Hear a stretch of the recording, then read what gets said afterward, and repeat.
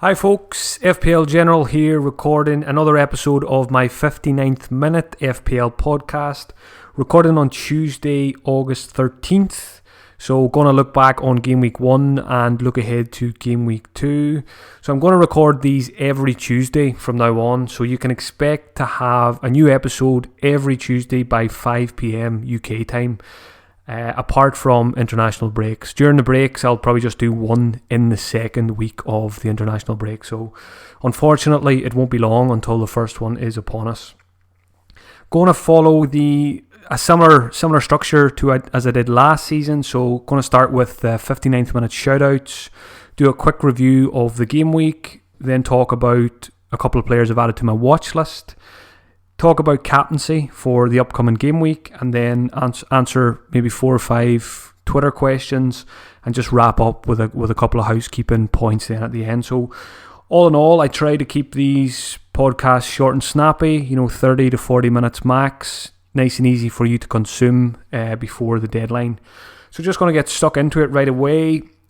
For new listeners, the name of the podcast, the 59th minute, it comes from that dreaded moment when your player gets taken off just before the 60-minute mark in FPL and gets just 1 point. So each week I have a look to see if any players need to get a shout out for that reason. So looking at game week 1, everybody is safe. Everybody avoided the dreaded 59th minute substitution. Just a couple of notable mentions this week. Trezeguet for Aston Villa played 58 minutes. Ross Barkley played just 57. So frustrating for anyone who went for Barkley. Didn't even make it to 60. And Deulofeu as well. Very disappointing for anyone who went for Deulofeu. Was hooked at half time. So just a couple of notable mentions there. Hopefully next week there will be a few mentions. It'll be interesting to see who gets the first 59th minute shout out of the season. So keep an eye on it as well. I always enjoy when especially if I'm not watching a game, sometimes I just switch on my phone and I get loads of mentions on Twitter. People are sending me screenshots of a player getting taken off between the 59th and the 60th minute. So keep an eye out and always let me know just in case I miss them. Moving in now to a review of Game Week 1. I'll keep this pretty short most weeks. Very good start to the season. For me, 82 points. Pretty happy with that. I kind of forgotten what a good game week felt like given how last season went for me. So, good performances defensively. Nick Pope, great to have him back. I had him a couple of seasons ago when Heaton was injured, and he was an absolute legend. So it feels good to have him back between the sticks now, and hopefully he started as he means to go on FPL wise with, I think it was 8 points he got in the end. I think he sneaked a bonus point. Who else did I have in defence? I had Lucas Dean and Trent brought home the points as well, and Zinchenko. So Zinchenko, I had been talking all summer on podcasts and stuff like that I didn't really want to go for Zinchenko because I do feel he's a transfer waiting to happen. But on that Friday of the deadline, I was playing around for a couple of hours trying as much as possible not to get Zinchenko basically, and everything I tried I didn't really like. I ended up with a 4-4-2 formation, but I even looked at moving back to a 3-4-3. Dini made an appearance at one point in my draft instead of Zinchenko, so I was kind of happy enough in the end though that I did reluctantly went for Zinchenko, and I've got a question on him later on, so I'll come back to him. In midfield, Salah captain did the business, Sterling as well. Obviously in hindsight should have captained Sterling, but if I did it all again I would have captained Salah all day long at home to Norwich. Disappointing returns from Ryan Fraser and Jose Perez, but I didn't buy them for just one game week, so happy to hold on to those two. Hopefully they can do better in game week 2. Up front, Wilson got an assist. He really should have scored from that assist. The keeper made a good save and he got the assist then from the rebound. So happy enough I went with Wilson over King, because King was in a lot of my drafts, but all summer I just felt like I was getting King just because I couldn't afford Wilson. So in the end I just went out and got the player that I wanted rather than settling for the cheaper alternative. So hopefully Wilson proves his value over the next couple of weeks over King. And beside him up front I had Jota. Disappointing performance, taken off early, as was Perez. Jota had a couple of good opportunities and he fluffed them, but to me, watching it, I'd rather him getting those chances and missing them than to me not getting them at all. So I think I'm taking that as a positive sign that Jota was getting into good positions, and I think the points will come there from him. So looking ahead to game week 2, I think most likely I'm just going to roll with the same 11, stick with Salah as captain as well, and just bank a transfer. I'm going to try and do that as often as possible this season. I think my first instinct after every game week is going to be, can I bank a transfer here?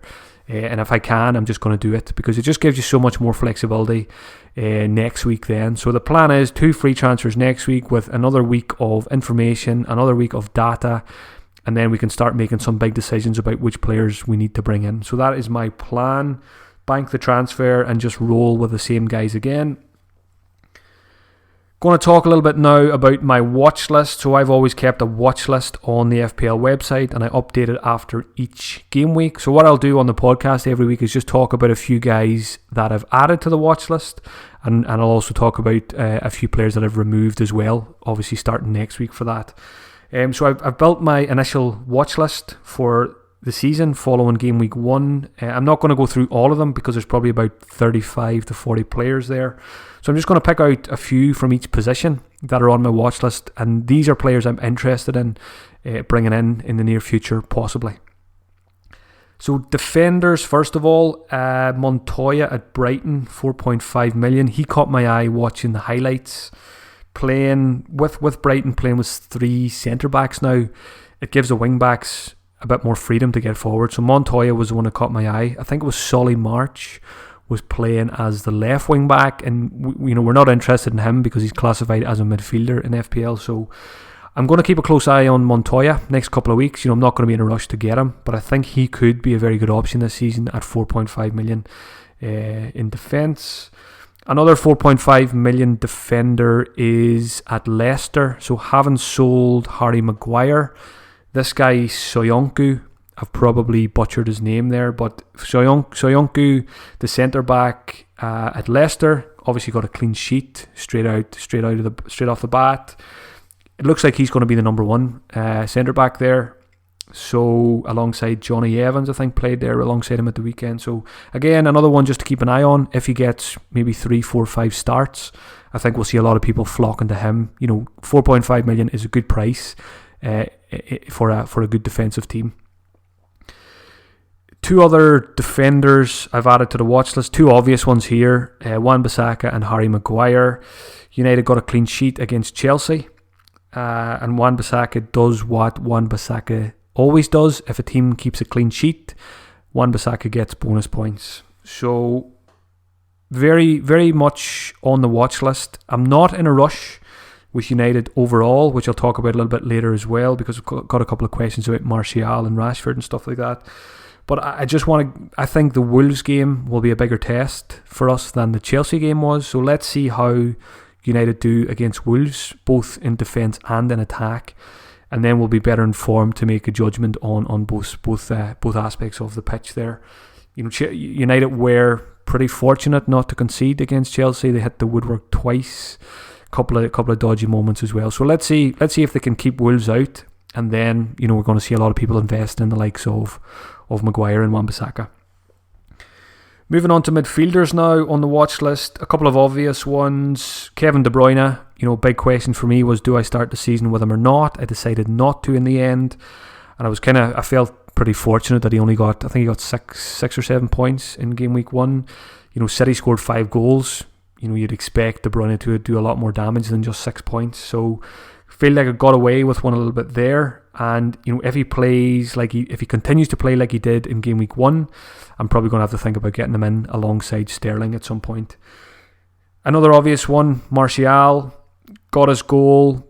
Playing number 9, playing right up front. Rashford spent more time out wide than Martial did. So all the signs are good for Martial as an out of position FPL asset at 7.5 million. He's a whole million cheaper than Rashford, so that 1 million can go a long way as well. So I'm very much interested in Martial. I put up a tweet a couple of days before the season started. I put up a gif of Martial and I said, if I said I wasn't tempted, I'd be lying. So I did consider him instead of Fraser. I also considered Lucas Moura as well instead of Fraser, but in the end I just settled for Wee Man with his opening 2 fixtures. Obviously he hasn't done anything first game week, and if he blanks, I think if Fraser blanks in game week 2 against Villa, we're going to see a lot of people going Fraser to Martial if Martial does well again against Wolves, and I may be one of those people. So Kevin De Bruyne, Martial, Sigurdsson as well, another player who was in a lot of my drafts but didn't make the cut. He passed the eye test for me watching the highlights at the weekend. Couple of very good chances that you expect Sigurdsson to do better with, that he put wide, or he just hit them straight at the keeper. So to me that's a good sign. FPL wise, Sigurdsson was getting into the box and he had plenty of chances, so I like him as well. John McGinn, Aston Villa, scored against Spurs. He's only 5.5 million. Had a very good season in the Championship last year. Again, I just want to give him a bit more time. Can he do it consistently? But I think he's got the makings of a very good budget FPL option this season. The only thing I don't like about him is how much he likes a tackle. He loves to jump into a tackle. He's an all-action player, gets stuck in. So I think he will get a lot of bookings this season. I wouldn't be surprised to see a red card or 2 as well. Hopefully not, but again, if he's going to get the attacking returns, you're probably going to not worry too much about the yellow cards. And, that might not necessarily be the case. He may avoid them. So definitely one to keep an eye on, John McGinn. And the last midfielder I'll mention here is a Burnley midfielder. He's Goodmanson, 6 million. Took his goal very well. Very nice finish at the weekend. The issue with him has always been fitness over the last couple of years. If he can, put 6, 7, 8 games together, avoid an injury, then maybe I'll start looking at Goodmanson at 6 million. He's got set pieces as well. He takes a mean free kick. So there's always assist potential there as well as the goal potential. So I do like Goodmanson at Burnley. Moving on to the forwards now, another Burnley player, Ashley Barnes, on the watch list for obvious reasons. Got his brace in game week 1, had a very good season last season. Another 6.5 million striker who caught my eye was Timu Pukki at Norwich. He impressed me big time against Liverpool. Great movement, had quite a few chances. Got his goal, but could have easily had a brace. Had he a bit more composure. I think he scored 29 goals last season in the Championship without being on penalties. So, he's a proven goal scorer. And Norwich created quite a lot against Liverpool. They caused Liverpool a lot of problems. So I do think Norwich will score their fair share of goals this season. And, Pukki's going to be heavily involved in those. So I do like him. I think I've got a question later about him. I think I've got a question later about going Josh King to Pukki. So I'll come back to him in a little while. Couple of obvious ones as well on the watch list. Harry Kane, Aubameyang, both looked very, very sharp game week 1. Rashford as well. And one other one, maybe not as obvious, the guy who came off the bench for Brighton, Neil Maupay, who they signed from Brentford. He looks the real deal, even though he only played about 20 minutes. I fully expect him to come in and make the starting spot his own over the next couple of weeks. Took his goal very well. So he's one to keep an eye on as well over the next couple of weeks. As I say, that's not everyone on my watch list. I've probably got about 35 to 40 players. I do try to keep it down to around 30 during the season, but obviously after game week 1 there's a lot more players you want to keep an eye on in the opening couple of weeks. Moving on to captaincy now for game week 2.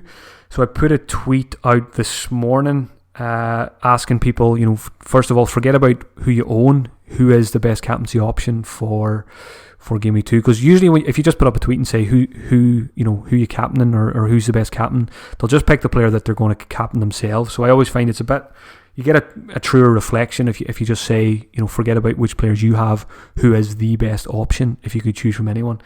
So the poll, I put up 3 options. Well, I put up 4. I put up Salah, Sterling, Aubameyang, because I feel those are the 3 best myself this week, and then I just put other as well for people to comment with a few other options. So there was about 6,000 votes on that when I had a look just before I started recording. Salah, by far and away the leader of the poll with 62%. Aubameyang actually came second with 19%, and Sterling was third with 17%, and then other had just 3%. So Salah seems to be the favourite on Twitter, at least. Salah's away to Southampton, while Aubameyang has Burnley at home and Sterling has Spurs at home. So, 3 viable options, especially after what Sterling did in game week 1. For me, as I mentioned, I'm just going to stick with Salah, I think, away to Southampton. Southampton were very poor game week 1. So I fully expect Salah to do well in that fixture, even though it is an away fixture. That doesn't bother me too much. Sterling against Spurs, it's just, you never really know how those big games are going to go. It could be very exciting, could be 4-3, or it could be a stalemate 0-0, a very tactical affair. So I think, if I had to call it, I think there'll be more goals in the Liverpool game, so that's why I'm siding with Salah. Aubameyang, if I owned him, I definitely would be considering him, but I think in the end, I think if I owned Salah and Aubameyang, I'd still be on the Egyptian. I just always feel Burnley are a team capable of shutting teams out no matter who they're playing. We've seen it in game week 1, clean sheet. So that will give them a lot of confidence as well going into the Arsenal game. So for me, it's Salah, but all 3 are very viable options this week.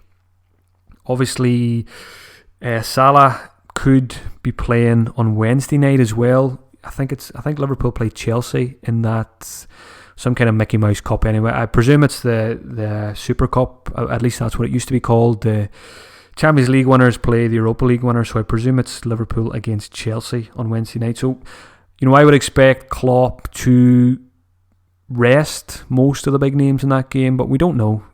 Salah, these guys could start, maybe play 60, 70 minutes, so we do need to keep an eye on that, see how much game time they get the weekend. But even if Salah got 90 minutes in that, it wouldn't put me off captain him on Sunday. So that is not a worry for me. Moving away from captaincy now, I'm going to answer 5 questions from Twitter. So thanks to everyone who sent them in. As always, I can't get through them all. There's probably about 50 or 60 questions there since Sunday. So I picked out 5 of the best to cover some of the main talking points ahead of Game Week 2. The first one is from Kevin Ryan. Kevin asks, any reasons not to get a 7.5 million out of position Anthony Martial? So are there any reasons not to get him? The only reason I would say is when I think about Martial, so obviously I could, if I wanted to, I could go straight from Fraser to Martial this week. Maybe people who have Lucas Moura could do Lucas Moura to Martial. There's a lot of options to get him in. But I always do feel it's very dangerous to get a player off the back of just one game. So I'm quite happy to give Martial one more game, watch him closely against Wolves. If he looks the real deal again, I'm pretty sure I'll be going to get him then for Game Week 3. But I think the fact that Wolves away is not an easy fixture as well, so it probably makes it easier to wait on Martial. All the Man United assets really, defenders there as well. I do think Wolves will be a tougher test than Chelsea. So let's see how Martial performs in that one. And then obviously if he gets on the score sheet again, if he looks great, a lot of people are going to be getting him in then, probably myself included. So that's the only reasons not to get him this week are I value having 2 free transfers next week plus another week of information. I value that more so than getting Martial for Fraser this week, because at the end of the day, Fraser has a very good fixture as well. Fraser plays Villa, who conceded 31 shots against Spurs. So the likes of Fraser, King and Wilson, very disappointing in Game Week 1, could easily all get 10 plus points in Game Week 2. So patience for me is the name of the game here. But by all means, if you really want Martial, don't let me stop you going to get him this week. Next question is from Shav Labat. Shav asks, who is the best striker at 6.5 million or less? So this was a big talking point going into the season, and I still don't really think we know who is the best option. The easy answer after Game Week 1 would be Ashley Barnes after he scored a brace, but he does have tricky enough fixtures coming up. I would probably throw Pukki in there now as well, given what I've seen of him against Liverpool. But again, I think Norwich's fixtures are not great. My 6.5 million striker is Jota. Again, disappointing game week 1, but I still think Jota will be one of the best 6.5 million strikers. So Jota still gets my vote, even though he was disappointing in game week 1. But there's still loads of options, and I think there's a lot of options at 6 million that will emerge as well. But I think at this point we just don't know. I know a lot of people are talking about maybe moving Josh King on already after one game week, but I mean, I would just give him one more week. Give him the Villa game. If he blanks there, then, by all means get rid of him. But, you didn't get him just for one game week, so give him the 2 weeks at least. Next question is from Matthew Kerlity.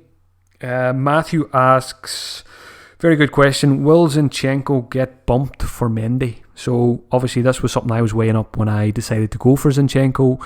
It was the main reason I didn't really want to get him, was the threat of Mendy coming back and taking his place. But watching the Man City game at the weekend, I feel a lot better about the Zinchenko pick now. I thought Zinchenko had a very, very good game. I think he was very sound defensively. Compared to the Community Shield, I think he was pretty shaky in the Community Shield, but he was a lot better against West Ham, I thought. So I think the place is his for the next couple of games at least. And who knows, if he keeps performing well, we already know that Pep likes Zinchenko. If he keeps performing, he doesn't have to perform spectacularly, but if he keeps, defending well, and not making any obvious errors, he could make the place his own for the foreseeable future.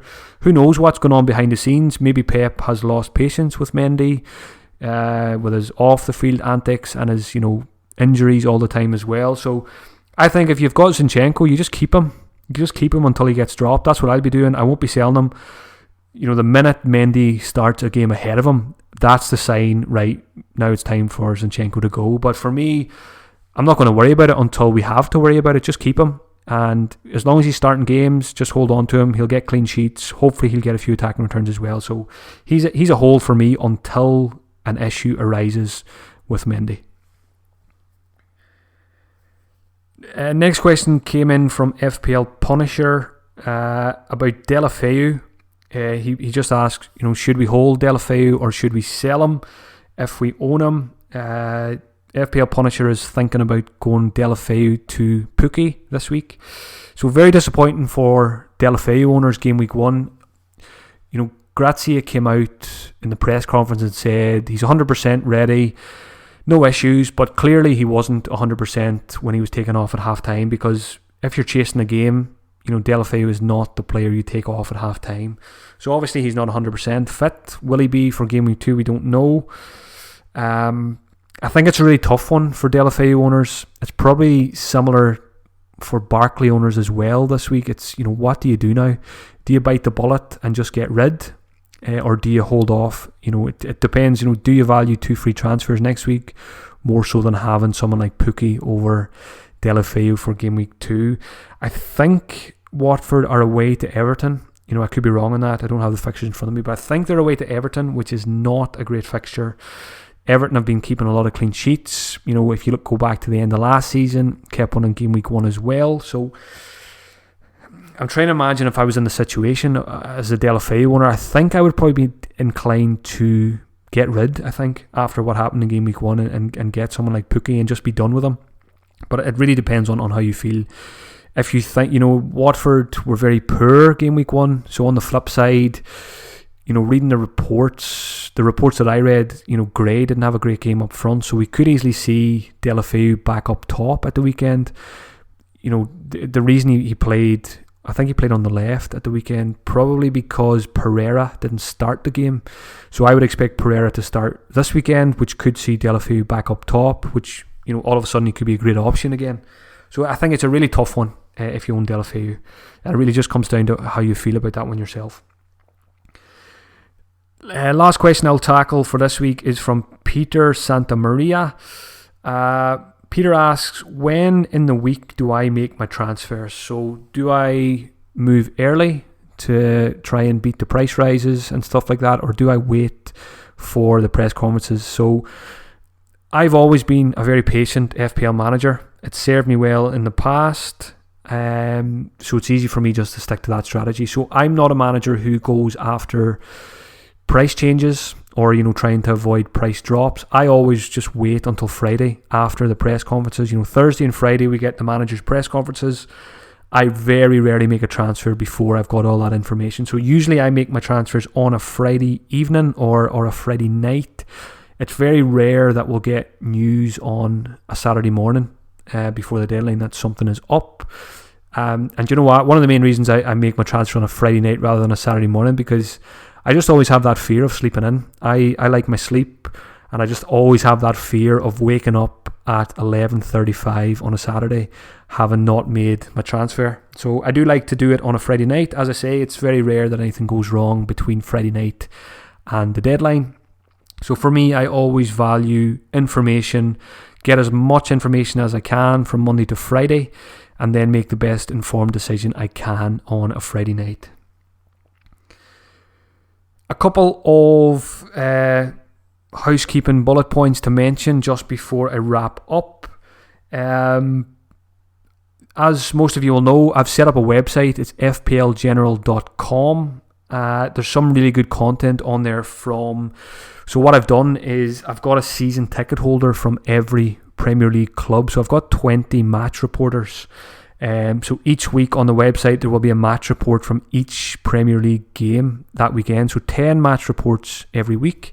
There's about 6 or 7 already up there on the website this week. So these reports are from people, from season ticket holders who were actually at the game, sitting in the stadium watching the game.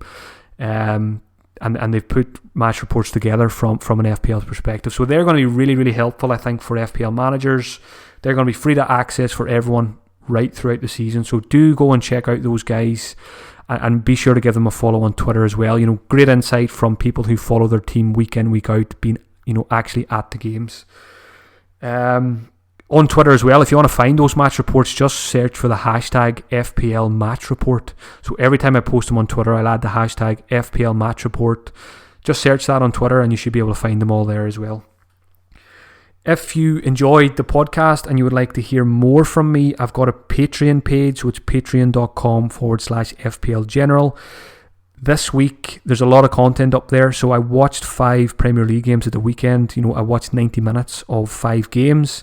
And I put up, I did 2 Patreon podcasts this week. So it's eye tests for those games, my thoughts on the games, having watched them, and also having looked at the stats afterwards as well. So for just $3 a month, the price of a coffee, price of a beer, less than the price of a beer, you can get a lot more FPL content from me. And at the same time, you're supporting me in what I'm doing. Some people might not know, but I do FPL full time, work from home full time. Doing the FPL content, and Patreon is my main source of income. So any support there is very much appreciated, no matter how big or small it is. I do feel the $3 tier is very good value for what you get over the course of a month. You get eye test pods every week for the games I watch. You get a Gameweek review. You get a press conference roundup emailed to you every Friday, so you don't need to worry about what's happening. You can just get it all in one place. And you get an extra podcast as well every week. I'm going to start, I used to do the podcast on a Thursday night, but I think I'm going to start doing them on a Friday after the press conferences, because it makes more sense to do it that way. What else do I need to mention? I recorded a podcast today with Tongue and Loftus. It's called the Fantasy Weekly podcast. We record that every week as well. So that's another little extra podcast you can get every Wednesday at 2 p.m. That is available. I'll be putting an article together later this week as well for the Fantasy Bet blog, so be sure to check that one out. There's lots of great content on the blog there from very, very good FPL managers and some very good fantasy minds, so be sure to check out the blog there.